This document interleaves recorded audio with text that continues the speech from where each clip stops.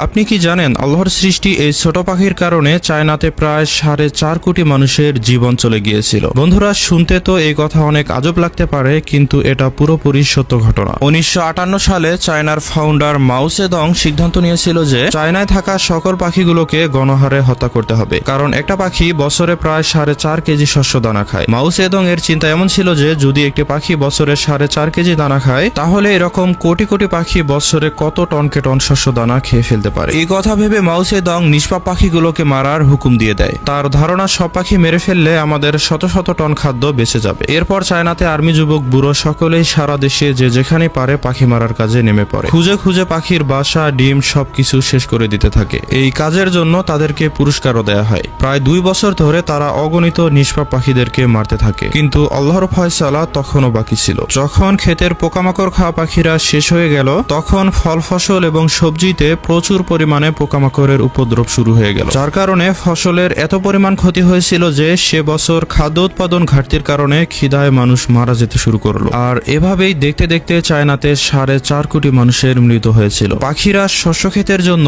কি পরিমাণ উপকারী তা হয়তো তারা পরবর্তীতে বুঝতে ভুল করেনি। নিশ্চয়ই আল্লাহ তাআলা হচ্ছেন উত্তম পরিকল্পনাকারী। তো বন্ধুরা, আল্লাহ তাআলার এই পরিকল্পনাটি আপনাদের কেমন লেগেছে অবশ্যই কমেন্টে জানিয়ে দিন।